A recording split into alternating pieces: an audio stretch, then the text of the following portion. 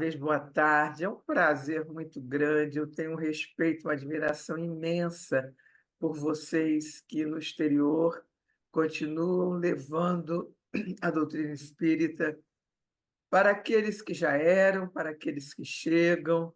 Você, Cris, fazendo aí junto com os companheiros evangelização. Então, isso enche meu coração de alegria.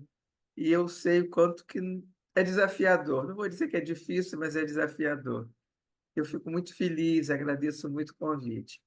Então, o assunto que eu vou conversar é um assunto que está em todos os lugares. A gente abre um computador e imediatamente já vê alguém falando sobre essa questão das telas.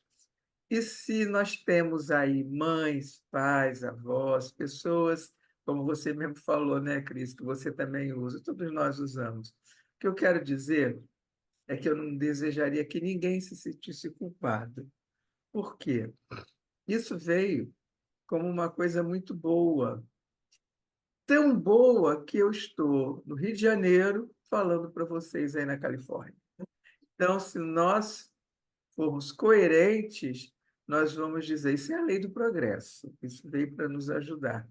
Só que, como a novidade que foi, nem todos nós, eu diria que a maioria, não soube entender que há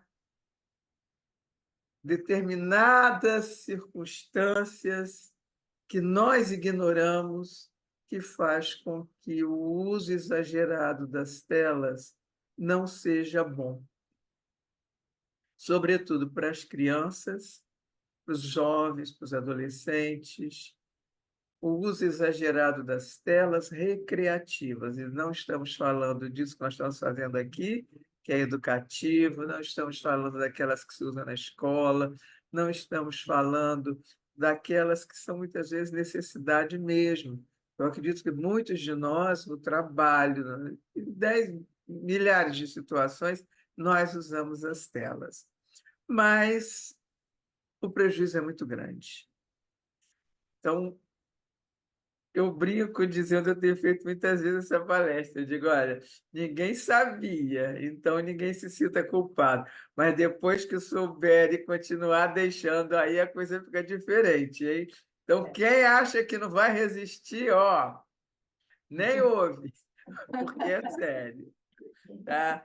Então, eu tenho aqui o PowerPoint, né, que eu vou mostrar a vocês, o share screen.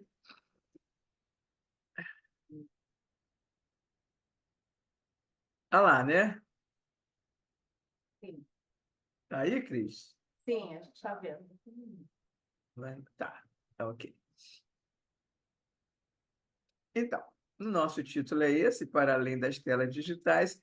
Assim, eu fiquei com pena que o pessoal está sentado muito lá atrás, porque esse trabalho é interativo, tá? Esqueci de avisar. Eu queria que vocês me dissessem se tem alguma coisa nessa imagem que chama atenção. O bebê é muito jovem, muito pequenininho. É a idade dele, né? Essa criança que está ali, se vocês repararem aqui do lado direito, tem um pratinho, ele devia estar comendo. É. Isso Ah, daí é na cadeirinha dele de papá, né?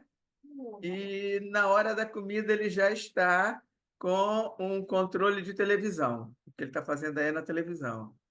É um absurdo isso. Então, o que que acontece? Nós sabemos, muita gente me pergunta, né, Lúcia, como é que você chegou nesse tema?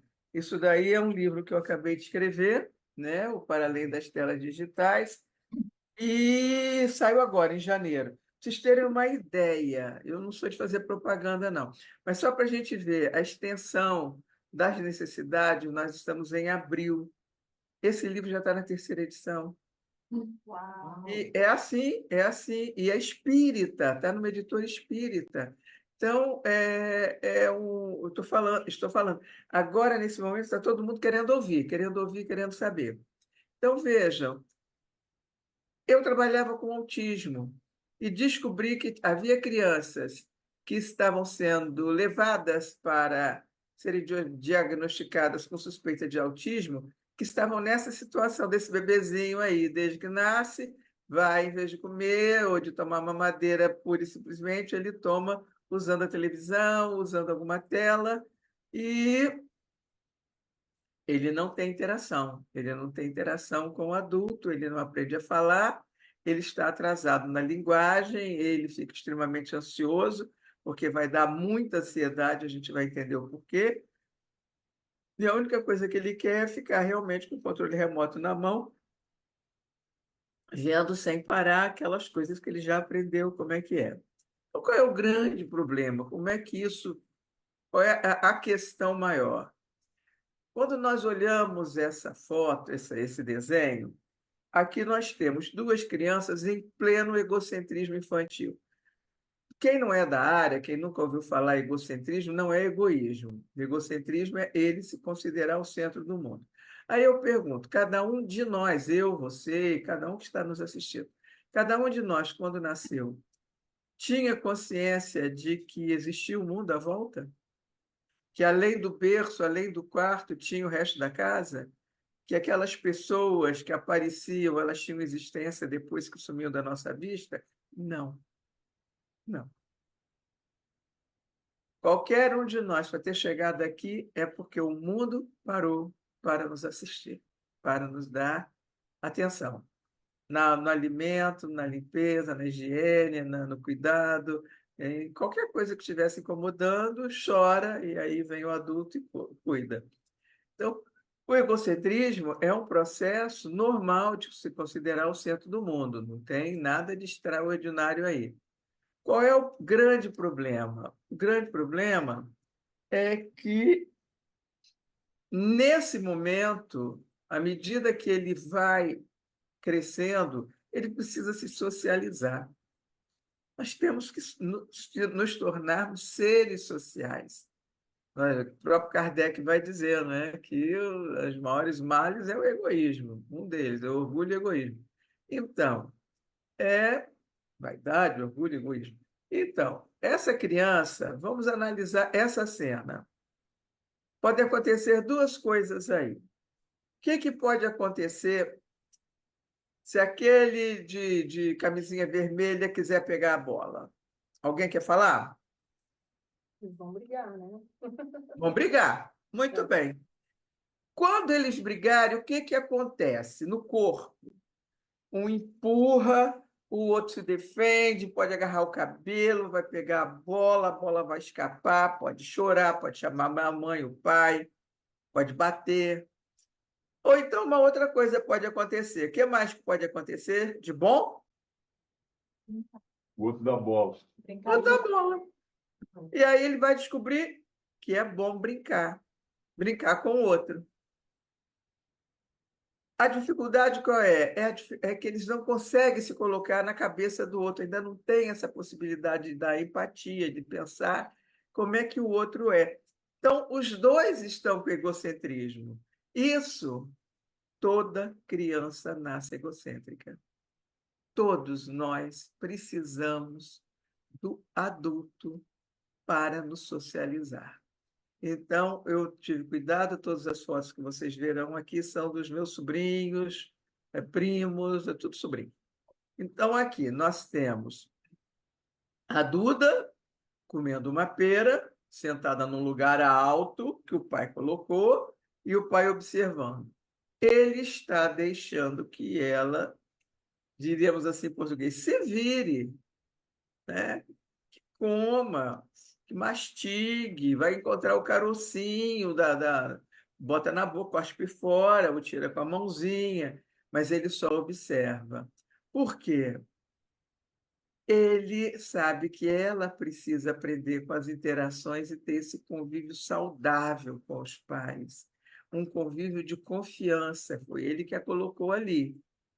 Está perto, está observando, não vai acontecer nada de ruim, mas ela está aprendendo a,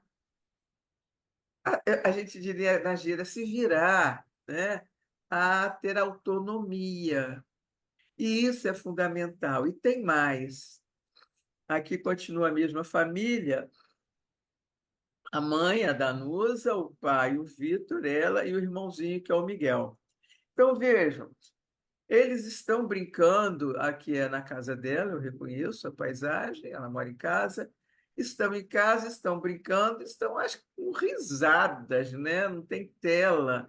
É a mamãe, é o filho, os três ali interagindo. E essa cena do meio é fundamental, as duas cenas são fundamentais. Por quê? Mostram duas coisas que são básicas para a infância: laços de afeto e confiança básica. O que é confiança básica? Como eu tenho muito material para falar, vou falar muito rápido disso, tá, gente? Nos dois casos, ela está andando em cima daquela fita, né? Não me lembro o nome, Slim, qualquer coisa, e na outra foto ela está na praia. Haja o que houver, o que é confiança básica? É a certeza de que eu conto com as mãos amigas dos meus pais. Posso cair, a água pode vir molhar, a vida pode me levar quietas, em alguns momentos também eu vou tomar um banho, mas eu conto com eles. Isso as telas não estão dando. Então, desde aquele primeiro slide lá até esse daqui, tela nenhuma dá isso. Nenhuma. Nenhuma tela descobre o que é um empurrão, o que é ter o equilíbrio, o que é o mar chegar, eu estou com medo, papai me segura. Essa risada de afeto, tela nenhuma ensina. Esse contato. Percebam o quanto que a Duda está agarrada com a mãe, as duas mãos da mãe abraçando ela, e o Miguel lá em cima, na certeza também de que tem lugar para ele. É disso que eu vou falar. É isso que as telas estão nos deixando, porque hoje a família está toda conectada. Quando nós falamos em tela, é do videogame, é do laptop, é do smartphone, é do tablet. E eu brinco dizendo que o único ser aqui que está na dele, quem é? Gatinho. Quem é, gente? É o gato. Tirou o gato, né? Está na dele, vivendo a gatice dele, os outros estão nas telas, tudo bem, também estão vivendo, mas nesse mundo sem interagir. Essa família não está conectada. Eles estão conectados com outras pessoas, mas não entre si, né? E o que a gente percebe é que. Deixa eu tirar aqui uma coisinha. É, Os pais estão muito ocupados. Aqui é um pai, apesar do rabo de cavalo, a gente, quando observa, né, é um homem. Então, os pais estão muito ocupados e deixando a criança de lado. Então, uma cena muito comum aqui no Brasil, aqui onde eu moro, é muito comum a gente ver, tanto no restaurante, como agora há pouco. Eu saí do restaurante, estava o casal conversando, e a criança o tempo todo no celular. E, porque são muito ocupados, acabam dando. Agora, eu gostaria, de continuar, dizer o seguinte: a Cris e o Márcio nos hospedaram em 2019, 2019, setembro de 2019. E eu pude observar que nos arredores, eu moro em casa, e que nos arredores as crianças estavam brincando. Eu vi quadra de basquete, eu vi a tabela, não sei como é que chama. Cesta de basquete. A cesta com a tabela de basquete, eu vi skate. Então, é possível que o que nós estejamos falando seja para algumas crianças, para algumas famílias e outras não. Tomara que sim, que não seja para todas, porque aqui é regra geral. Infelizmente, o Brasil é o segundo país, só fica atrás da África do Sul em termos de tempo de tela, de um modo geral, tempo de tela por dia. Isso, se a gente transforma em anos, são anos de vida atrás de tela. Então, essa história de a criança não tem atenção, dá a tela para acalmar, né? E são dois grandes os problemas, são de duas ordens. A primeira é que é muito precoce, se dá essa tela muito cedo, não era para ser tão cedo. E a segunda coisa é que é muito intenso. O tempo de uso é muito intenso. Isso gera problema? Gera, porque não deveria ser antes dos 2 anos, jamais, jamais. Por quê? É a hora de fazer a socialização, é a hora da interação, é a hora do afeto, é a hora de conhecer o mundo, é a hora de aprender a falar, e é a hora de aprender a linguagem do mundo, não é o inglês que eu estou falando, nem o português, mas como é que o mundo funciona, quais são as regras, e lembrar, são espíritos que retornaram para as nossas vidas para que nós os auxiliemos. Vieram nessa época, uma época maravilhosa, uma época boa, com tanto avanço, com tanta facilidade, que a gente tem é que temperar e não deixar que a coisa avance. E aí, isso é muito sério. Se eu não passasse slide nenhum, eu só passaria isso, ok? Então, por favor, atenção. Um bebezinho, uma criança, um adolescente, um adulto, qualquer pessoa, diante de uma tela, mas eu vou me prender ao bebezinho. O que que tem numa tela que ele... Por que ele está prestando atenção? Digam para mim, o que que ele está vendo aí? O que que tem de tão bom? Um monte de coisa. Cor. As cores, Cor, e a Muitas luz, cores, a luz, luz, movimento, movimento. De um som. modo geral, é alegre, né? Coisa que faz rir, coisa engraçadinha, porque ninguém vai botar um noticiário com um bebezinho. Vai botar um programinha infantil. E aí o que que acontece? Lá no cérebro dele, ele vai fazer uma descarga de dopamina. O que que é a dopamina? Quem é da área sabe, Cris sabe, o pessoal que é da área sabe. A dopamina é um neurotransmissor que dá a sensação de prazer. E o cérebro infantil está inundado de receptores. Esse lado verde aqui, que é uma conexão neuronal, né? Aqui é uma sinapse. Então, aqui em cima estão as dopaminas dentro de umas bolsinhas, de umas vesículas, mas só passam para cá na conexão neuronal se tiver receptor do lado de cá. O bebezinho está inundado de receptores de dopamina, inundado. Então, diante de qualquer coisa muito gostosinha, muito bonitinha, muito engraçadinha, o cérebro joga dopamina, essa dopamina dá alegria, dá sensação de prazer.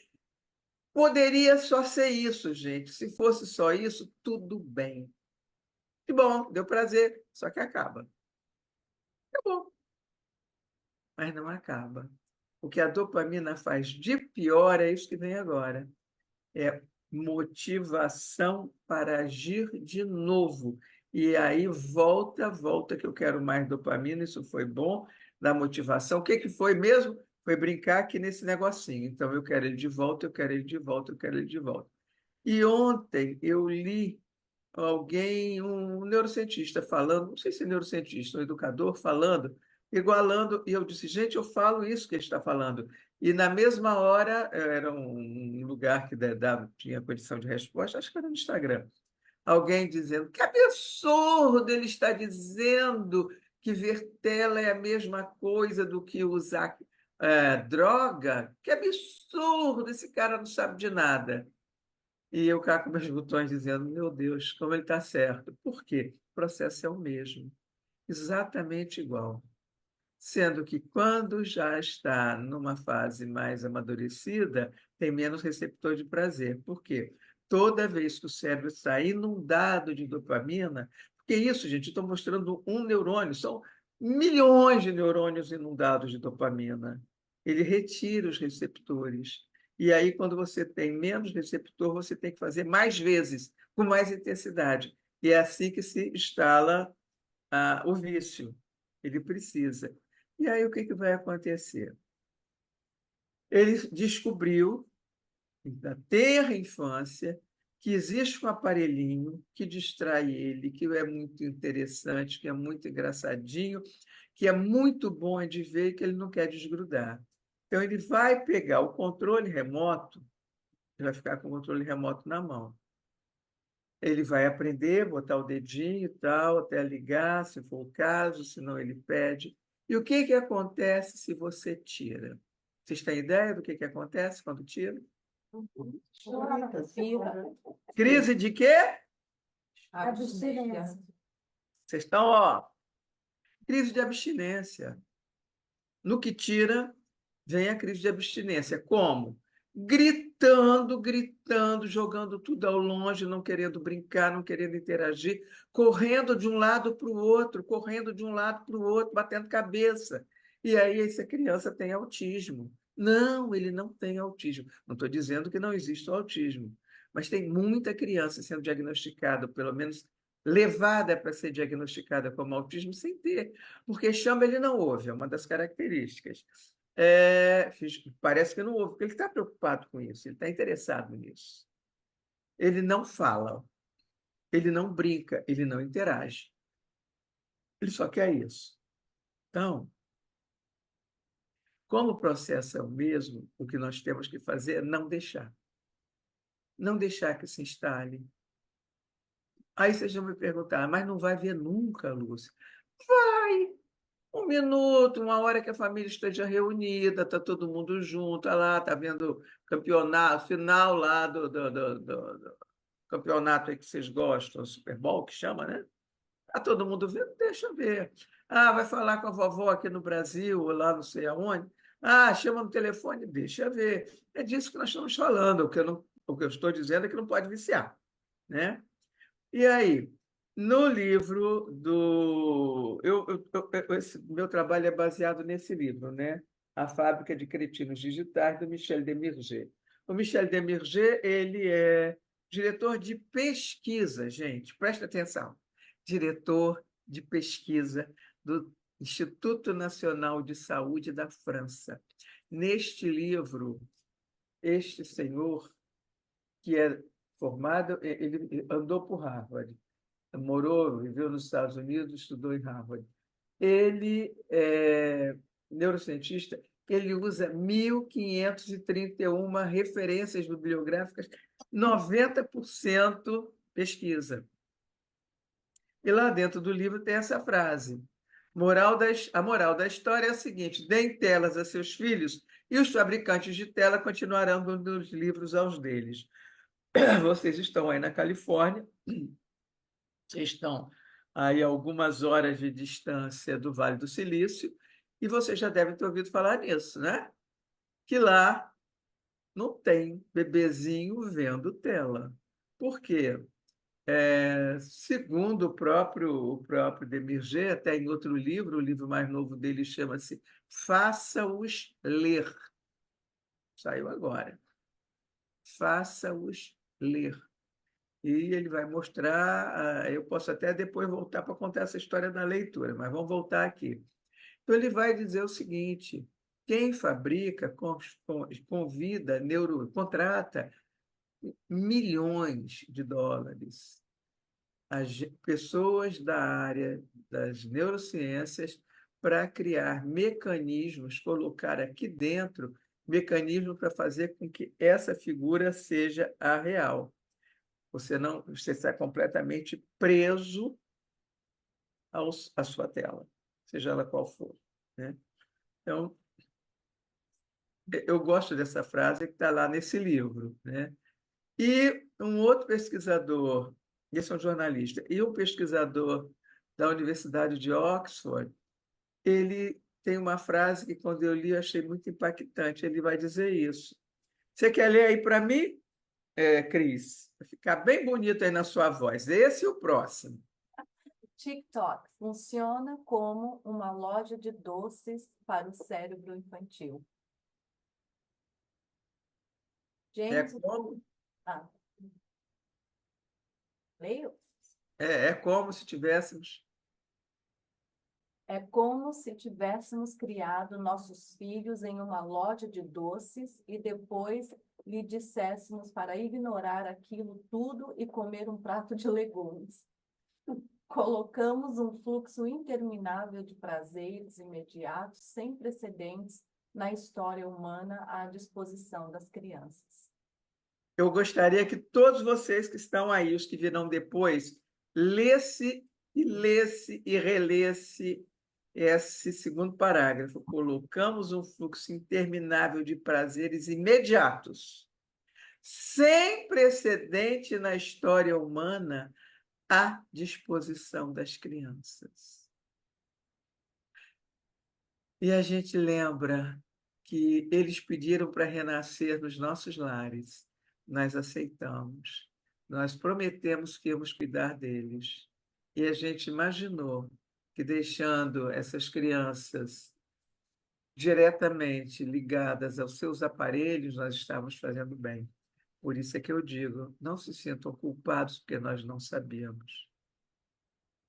Agora a gente está começando a saber. E tudo é uma questão de equilíbrio e presença dos pais.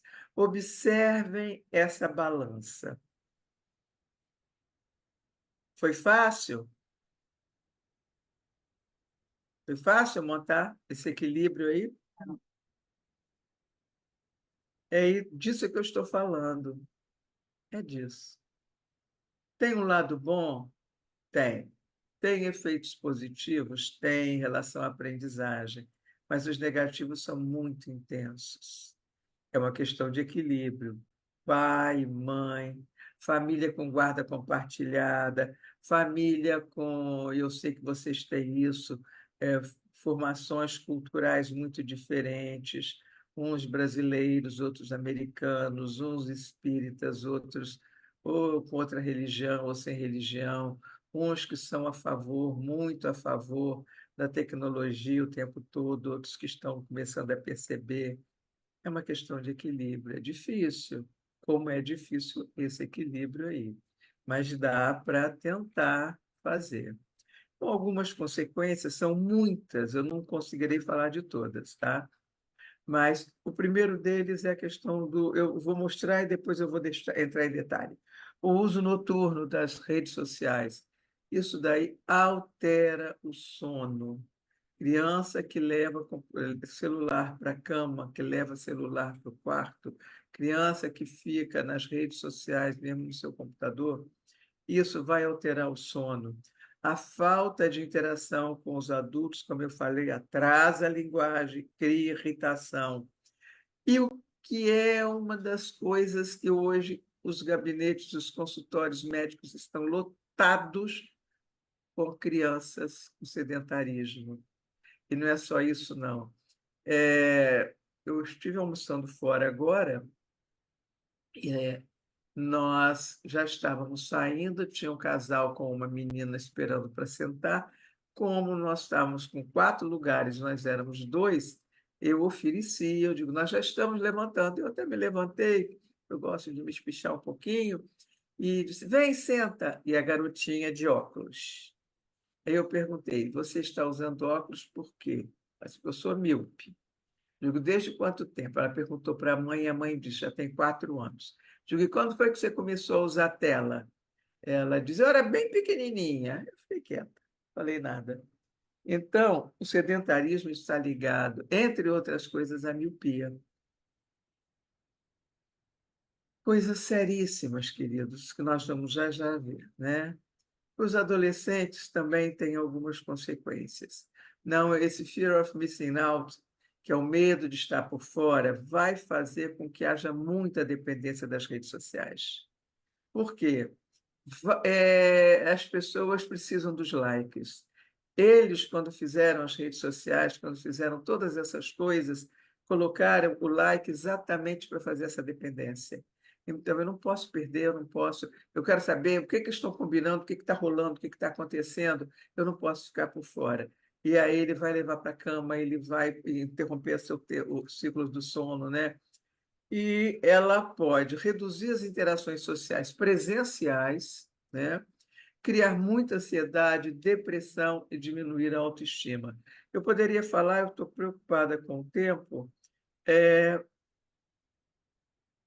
mas eu vou falar um pouco sobre essa questão da depressão e diminuir a autoestima. É o seguinte, nas redes sociais, existem estudos, tá? Isso que eu vou falar, eu já venho falando há alguns anos, não é o de agora, não, já vinha falando isso há alguns anos.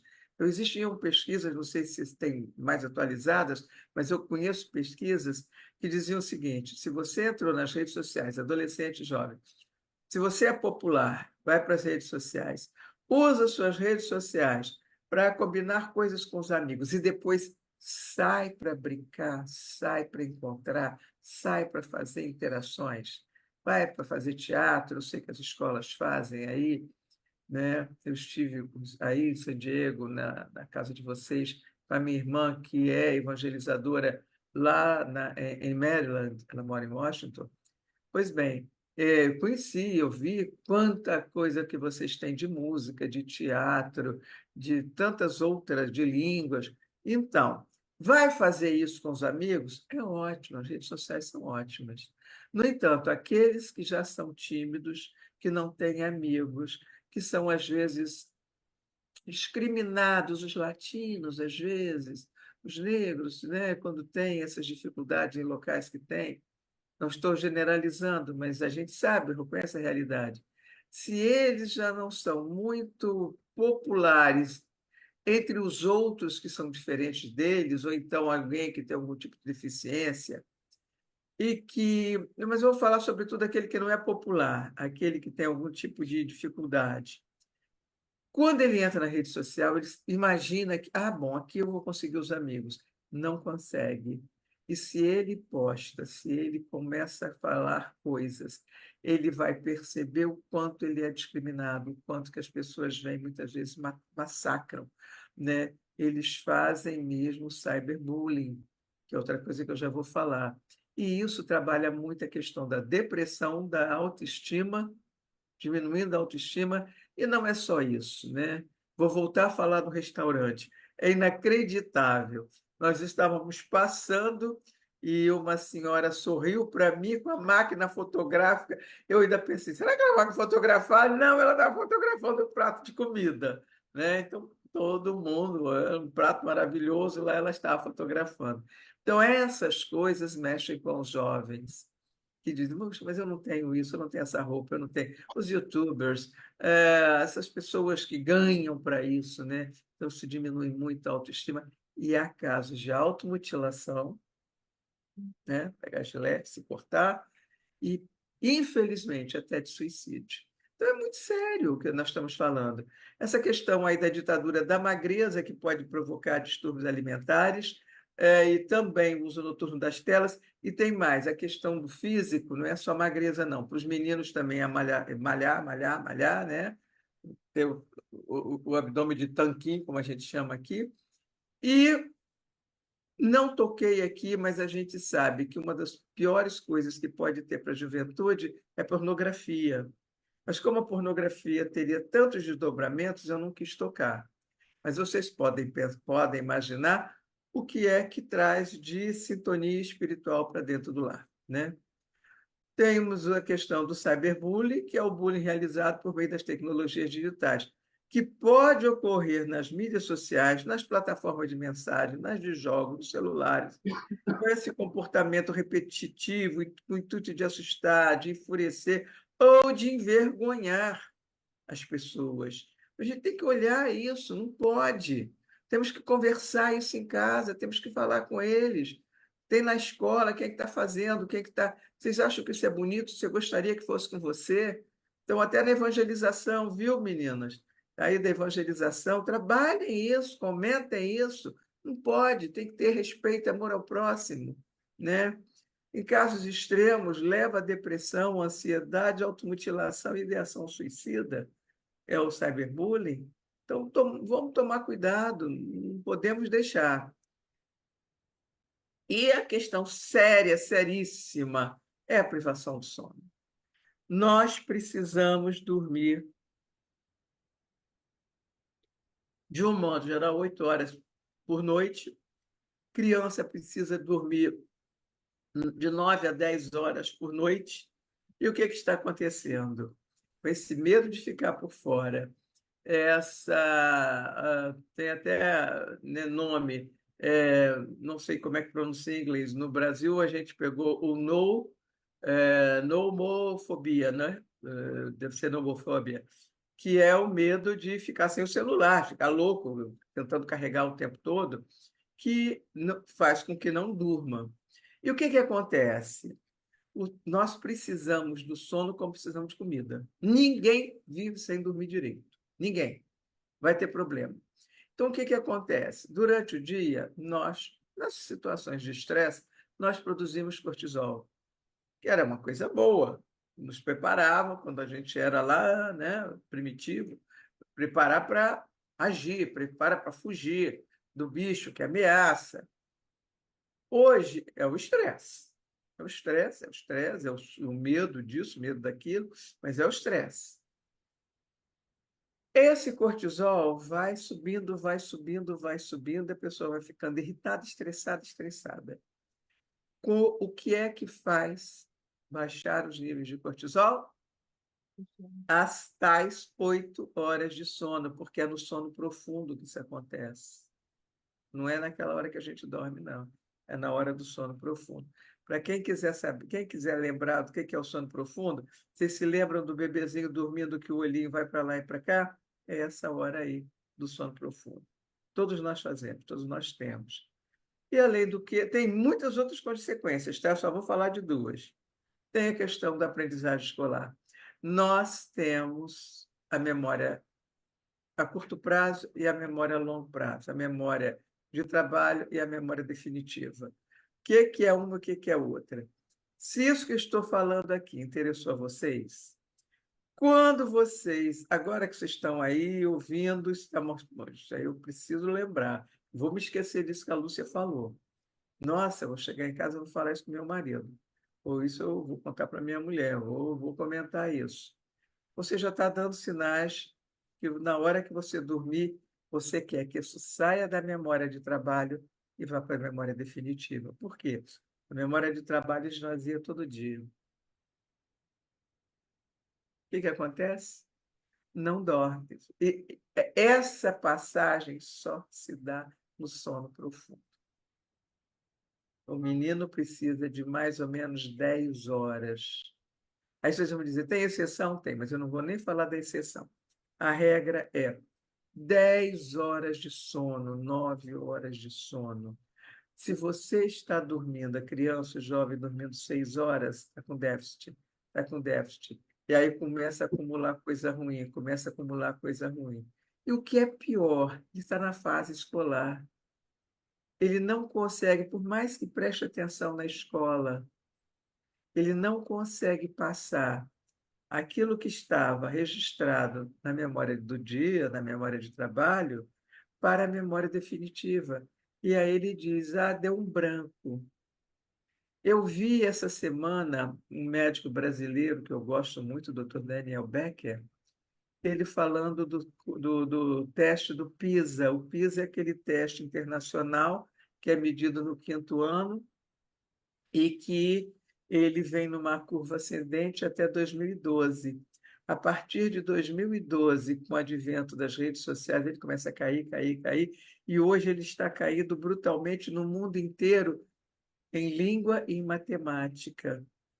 Hoje nós estamos lendo que, nesse livro, inclusive, o Demir toca no assunto e no outro ele vai falar bem sobre isso. A diminuição do vocabulário dos jovens já é algo que as pesquisas já estão constatando na faixa de 30% a 40%, comparando com as gerações um pouco mais adiante. Sem vocabulário, sem a atenção concentrada, focada, conscientemente, você não aprende. E você não só aprende naquela hora, como acumula no cérebro, volta. Quando você lê de novo, aquilo está lá, você tem conexões para você fazer, vai alargando, vai aumentando. E aí eu pergunto a vocês, meus queridos, vou até olhar para a telinha de baixo, que aí eu vejo vocês. O que vai ser feito da doutrina espírita se ninguém mais ler? Se ninguém mais conseguir se concentrar, se aprofundar, analisar com espírito crítico, o que será? Difícil, né? Então, nesse livro, que aí eu coloquei o próprio livro que eu mostrei, né, do Demirger, existe em inglês, existe em espanhol, existe em alemão, eu já vi em tudo quanto é língua, tem aqui no Brasil, tem na Amazon. Eu tenho os dois, porque eu gostei tanto que eu acabei comprando, comecei comprando no Kindle. Digo, não, isso não é livro, é livro em papel. Eu tenho o meu aqui em papel. Aí ele vai falar dos videogames violentos. Gente, esse é um capítulo de arrepiar no livro, porque tem gente que defende. E ele então pega aquela criatura que defende, que eu não sei nem o nome, ele argumenta, não, não tem problema, e ele vai levantar para mais de uma dezena de pesquisas que comprovam que jogos violentos fazem criaturas violentas, insensíveis, porque naturalizam, é natural. O que acontece num videogame violento, gente? Ele está com o controle na mão, ele é que mata, ele é que atropela, ele é que, se tiver que fazer algum ritual de sacrifício, é ele que faz. Tem lugares que ganham pontos, que o avatar cresce, que passa de fase, quanto mais maldade faz. E aí a gente pergunta de novo: é um espírito que renasceu, veio para sua casa, para você educar, para você, ele contava com você, ele contava com a sua ajuda. E você que comprou, você que permite, você que não dá, que não tem controle sobre isso. Será que é assim? Será que é isso mesmo que a gente quer? É sério. Nós temos que pensar muito. E aí vocês vão dizer, Lúcio, o que que faz? Tira. Agora não dá mais, mas controla. Vê, conversa, explica. Se são espíritas, fala de sintonia espiritual. Que tipo de sintonia espiritual é essa que você está trazendo para dentro de casa, para dormir com você, para te acompanhar no seu desdobramento? Quem que gosta disso? Dessa situação de violência, violência, violência? O DMG não toca nisso. Ele só diz que vai gerar gente violenta, que vai achar que a violência é normal, né? E tem também a questão do sedentarismo, que é outra situação muito séria, que eu nunca tinha ouvido falar em analfabetismo físico, fui estudar esse assunto e descobri isso. Eu acredito que talvez vocês também não conheçam. O que é o analfabetismo físico? É incompetência em habilidades motoras básicas, como correr, pular, chutar, arremessar, saltar daqui para ali, subir num trepa-trepa, pular corda. É,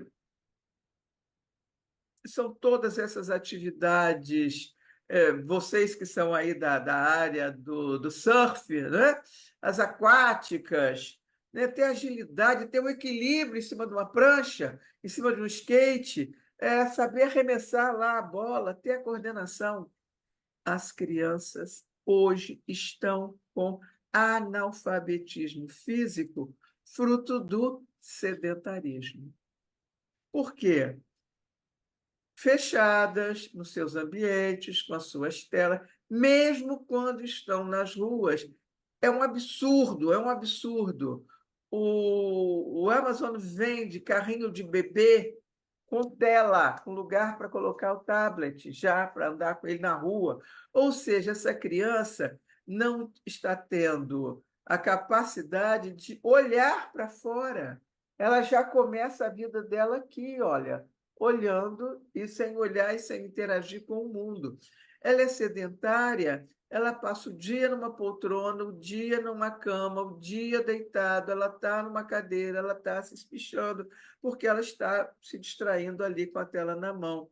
O máximo que ela faz, até mesmo, se vocês prestarem atenção, até os braços são colados, porque ela fica assim, nesse movimento.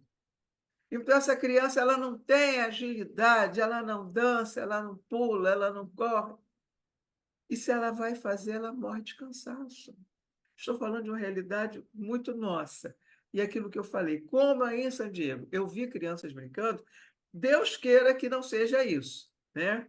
Então, o que acontece? Em primeiro lugar, perder força muscular. Então, ela não tem ela tem dificuldade com essa questão da força muscular. Então, pega isso aqui, não aguento, empurra isso aqui, não posso. Né? Tem dificuldade de andar de bicicleta, tem dificuldade na coordenação motora, como nós vamos ver aqui nas habilidades motoras. Então, essa criança, ela tem dificuldade, até hoje estão tirando, né? Os países mais adiantados estão voltando com tudo isso. Né? A gente sabe, por exemplo, que na própria França ele tem discutido, o DMG tem discutido, a Finlândia já está trazendo de volta lápis e papel para fazer letra cursiva. Países sem conta estão proibindo celular na escola, não é nem na sala, não, dentro da escola, porque na hora do recreio vai brincar de queimada, vai correr, vai pular corda, vai fazer o que for, mas nada de ficar na tela, porque nem mexer mais se mexe. É assim. Então, perde habilidade motora, perde equilíbrio. E aí vem o que é de pior. O que é um velho sedentário? Uma pessoa sedentária, ela tem riscos para determinados problemas de saúde. Então, ela pode elevar o risco de depressão, de distúrbios do sono, com obesidade, hipertensão, propensão a doenças cardiovasculares, diabetes, entre outras coisas, gente. Nós estamos falando de coisas muito sérias, muito sérias. Se a gente não acordar a tempo, aí, mas leva para o médico. Não, você não vai levar para o médico, você vai tirar a tela. Você não vai mais deixar essa criança ser sedentária. E qual é o grande problema? Existe no nosso cérebro a janela de oportunidade. É interessante que Emmanuel fala isso em relação à educação do espírito, mas existe a janela de oportunidade da neuroplasticidade, que essas habilidades precisam ser feitas cedo. Quantos de nós já devem ter visto vídeos, hoje é muito comum, do bebezinho escalando parede, aquelas paredes que eu não sei o nome, mas que tem aqueles... Alguém que pode me ajudar aí? Hã? Aqui chama rock climbing. Isso, rock climber. É de subir, né? Subir na pedra. Bebezinho faz. Se você põe em alguma coisa que... A gente vê ele querer subir numa poltrona, ele tenta, ele vai. Se a gente bobear, ele sai do berço. Ele começa a tentar se jogar para lá e se jogar para cá e sai do berço. Então, isso é natural do ser humano. O ser humano nasceu para isso. Nós fomos caçadores, nós subíamos nas árvores, nós andávamos horrores. Hoje, as nossas crianças não fazem nada disso, estão ficando com propensão a essas doenças, que são as doenças dos idosos, né? E a questão da miopia, a Clara de Souza e o Bruno Costa Reis, eles publicaram uma pesquisa agora, recente, eles tinham 42 estudos sobre causas de miopia infantil. Selecionaram metodologicamente aquelas que eram corretas, aquelas que tinham umas boas amostras e tal, chegaram a 22 delas. Selecionaram, chama-se meta-análise. Chegaram às 22. Nessas 22, quanto por cento fez a relação entre miopia e telas? Será que foi 50%? Mais. Quase 100. Quase 70%. Maior incidência de miopia estava correlacionada à exposição de telas. Então, é isso que a gente quer, criança míope. E qual é o problema da miopia? Conversando outro dia fui fazer exame de vista, e ele disse, Lúcia, não é só por ficar perto. O nosso olho precisa da luminosidade solar para ele se formar. A criança que não está tendo a luminosidade solar, ela não tem a condição biológica, vou dizer assim, né, ou fisiológica do olho, que vai fazer com que ela comece a ficar míope com 3, 4 anos de idade. E que está aumentando, confirmou que está aumentando. Então, queridos, nós estamos já chegando no final do tempo. Quais são as boas atitudes? Vamos rapidinho. Não pode ao acordar, não pode na hora da refeição, não pode no quarto, não pode na hora de dormir. Ponto final. Quantas horas ela pode ter por dia? A Sociedade Brasileira de Pediatria diz, eu não sei a americana. De 0 a 2 anos, nada, nada, nada de tela. Vai se socializar. De 2 a 5 anos, reparem como os tempos são curtinhos, até 1 hora. De 6 a 10, até 2 horas. De 1 a 2 horas. De 11 a 18, vai de 2 a 3 horas por dia, porque ele tem outras tarefas para fazer para se tornar gente, para ser um ser sociável. Vocês fazem esse trabalho caritativo maravilhoso. Vamos trazer esses jovens, eu acho que vocês trazem, vamos trazer as crianças para ocupá-los, para fazer outras coisas além das telas. E essa questão das horas aqui é intervalos pequenos, de 20 minutos de preferência, né? Pode uma vez ou outra, pode eu voltar aqui, é quando, por exemplo, está falando com a vovó, pode, gente, não tem problema, né? Não é radicalismo. Alguns pontos positivos: amplia a habilidade de comunicação, amplia contato social. Se for teleeducativa, pode ajudar. Para os jovens, dá pertencimento, dá autonomia, eles podem fazer programas, podem sim ajudar no centro espírita, podem fazer. A gente vê, não é? São produtores, eles podem ser produtores de conteúdo, conteúdo digital. Tem coisa positiva que eles podem usar a tela sem essa viciação horrorosa que nós estamos mostrando. Então, o que é importante?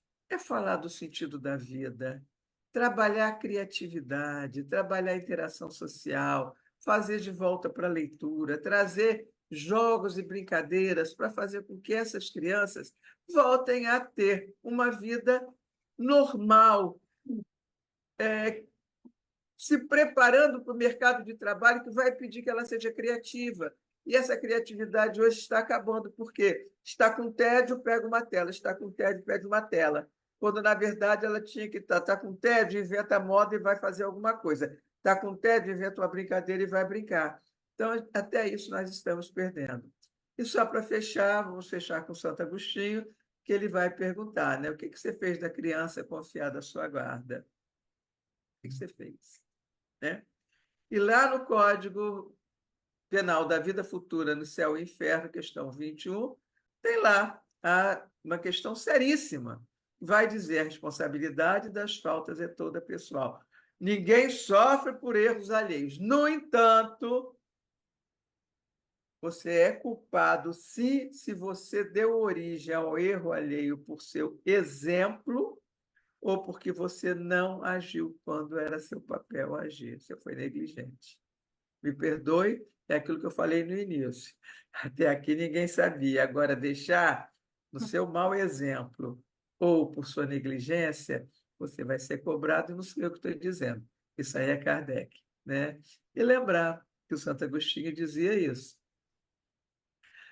Espíritas, compreendeis que quando produzis um corpo, a alma que nele se reencarna vem do espaço para progredir.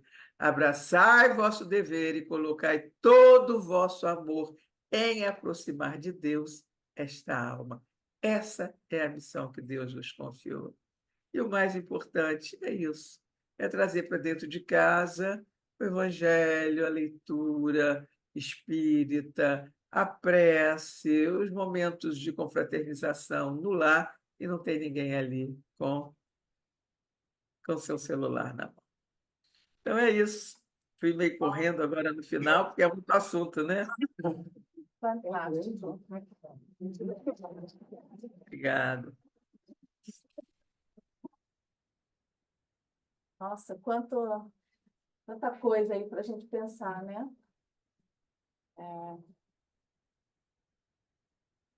Sem nem o que dizer. Tantas coisas aí. Cada slide a gente tem que ficar refletindo sobre tudo isso. O meu livro, eu posso fazer propaganda do livro, porque Pode. toda a venda do meu livro vai para os órfãos do Congo, do Fraternidade Sem Fronteiras, que é não sei se conhece o Fraternidade Sem Fronteiras, né? E as crianças do Congo estão sofrendo muito, muito, muito. Os pais estão sendo massacrados e as crianças estão vivendo pelas ruas, bebezinhos até. E aí o Fraternidade agora está com um projeto, a gente tem 2 anos, criou um orfanato para isso. Toda a venda do nosso livro vai para lá. Então, Ai, que lindo. contente de divulgar. Então, querida Lúcia, muito obrigada. Essa palestra aí de uma grande importância, né? Porque como a gente falou no início e agora fica reiterado no final, afeta cada um de nós todos os dias, porque nós somos também essas pessoas que não só fazem os usos das telas, né, nas nossas necessidades, e como a gente falou, é o equilíbrio ali que a Lúcia trouxe para a gente, e o impacto que isso tem nas nossas crianças, né, nos nossos adolescentes. E sem contar o fato de que quando isso acontece, tira tanto tempo da gente com eles, né, da família, dessa interação. Eu estava aqui pensando, quando eu estava falando, nossa, acho que eu vou chamar todos os meus amigos para jogar queimada. Vamos fazer queimada? Né? A gente lembrar de como jogar, eu gosto. sabe? De fazer as coisas, porque Brincar de esconde-esconde. rouba bandeira, você vê, elástico, tantas coisas. Nossos filhos nem sabem que isso existe, nem sabem o que é isso. Enfim. Aqui no Brasil, tem centros espíritas que estão fazendo o maior sucesso com corda. Tá Pula vendo? corda. Evangelizadora leva corda. Não, você falou isso, eu fiquei pensando, como é que meus filhos sabem pular corda? Eu não sei. Não sei. Antes Aquela da, de duas? Lembra? Nossa, elástico. Antes da pandemia, a gente tinha, eu sou professora, né? Eu era professora de crianças também lá no Brasil e a gente tinha reuniões na escola porque as professoras de alfabetização estavam com um problema sério que as crianças não viam necessidade de escrever. Então, elas não se alfabetizavam e não queriam pegar no lápis, tinham dificuldade de pegar no lápis. Aqueles que eram canhotos, mais dificuldade ainda. E quando se botava lá a questão, aí via, não sabe lidar com a frustração do escrever, e aí começava a dizer, para que eu posso digitar? E antes da pandemia, durante a pandemia, o uso de tela assim, intensificou e eu acho que deve ter aumentado muito. E uma coisa que eu percebia é que as crianças não sabiam brincar. Se não tivesse um adulto para chegar e dizer assim, faça isso, faça tal coisa, as crianças não sabiam brincar. Criatividade. E não ter a criatividade de continuar uma história, de não sei o quê, porque estava tudo muito pronto. Então, se você fazia aquela brincadeira, vamos começar uma história. Era uma vez que uma princesa, nanana, eles não conseguiam fazer a relação de coisas e continuar, porque a criatividade não estava, porque é tudo muito pronto. Mas isso era uma coisa que lá atrás me preocupava muito, porque eles não queriam escrever, porque não via necessidade e finalidade para escrever, que era só digitar. Pois é, gente. Obrigada por seu depoimento. Eu Pode gostei voltar, muito. Eu estou te o ouvindo. mesmo Que muito tema, né? bom. É bem vasto. Muito bom, muito bom. Alguém tem alguma pergunta? Eu Eu queria sei só que tem, pode acrescentar, falar. não é pergunta, mas além de todas as questões que, né, que a Lúcia trouxe, tem as questões que, no meio desses vídeos infantis, aparece muita coisa que não é para a idade deles. Ontem mesmo eu estava com a menininha que eu cuido, ela tem 8 anos, assistindo esses vídeos shorts do YouTube, e aí começou um vídeo de infantil fazendo bolo coloridinho, e o áudio começou a falar coisas assim, de adultos. Eu fiquei desesperada, porque ela comprou. E ela começou, mas o que era aquilo? Quem faz isso? E eu fico assim, o que eu faço? Né? Então, isso acontece muito. Então, vídeo infantil, que eles estão trazendo essas falas, é só o áudio de coisas assim, pornográficas. Olha, Não deixe. Fala um pouquinho mais alto, só Só um minutinho. Olha, estou colocando aqui na tela.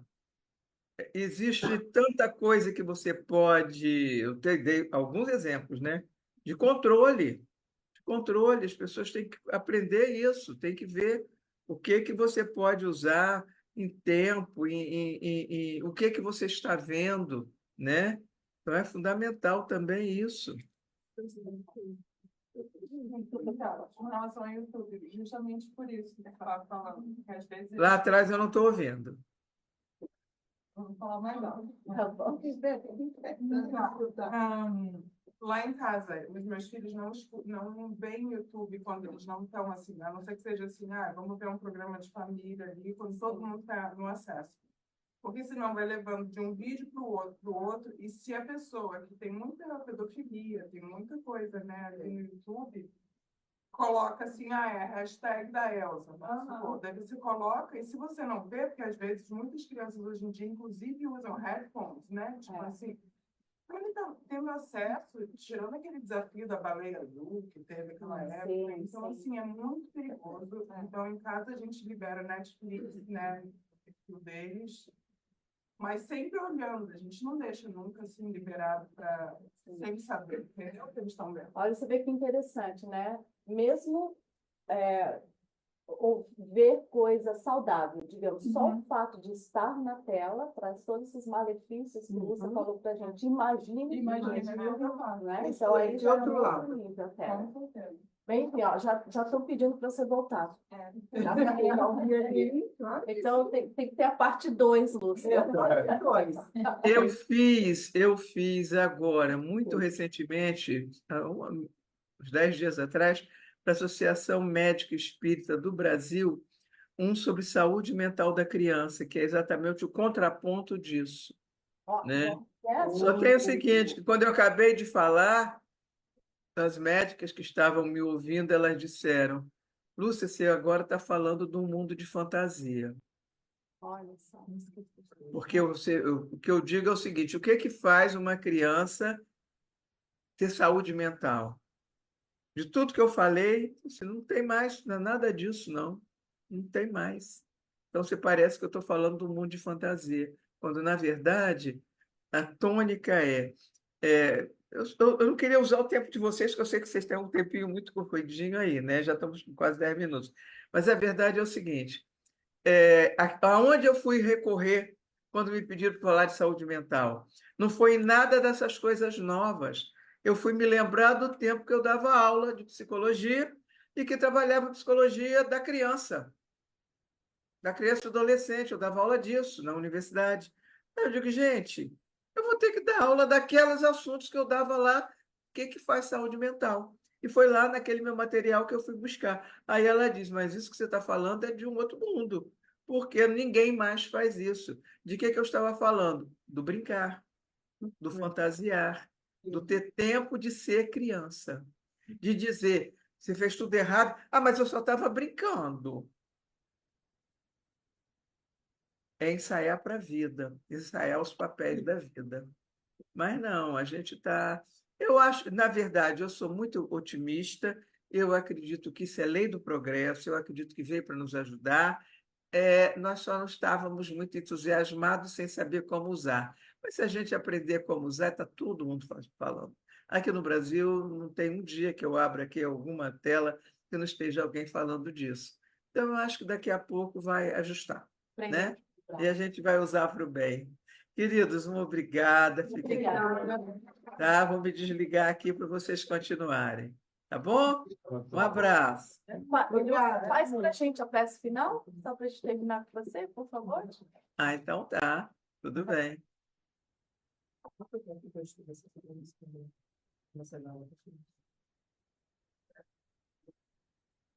Jesus amado, mestre, guia das nossas vidas, aqui estamos reunidos, Jesus, em seu nome, corações e mentes desejosos de acertar, desejosos de colocarmos em prática as lições do seu Evangelho, Senhor. Aqui estamos, buscando seguir as suas pegadas, ainda que com passos vacilantes. E por isso te pedimos, Mestre, permita que os bons espíritos, os nossos guias, protetores, os protetores das famílias que estão sob os cuidados desta casa espírita,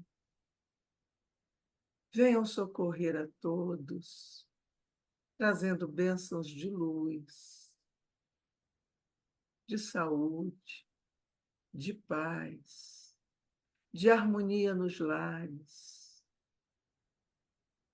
permitindo que cada pai, cada mãe esteja exercendo o seu papel de anjo de guarda diante dos seus filhos, na certeza de que os receberam para isso. Que a sua paz chegue a todos que aqui estão conosco, com os que chegarão. Que os trabalhos desta casa de luz possam continuar trazendo esclarecimento, conforto espiritual a todos que a buscam nos dois lados da vida. Se conosco, Jesus, derrame sobre nós as suas bênçãos e despeça-nos na sua paz. Que assim seja.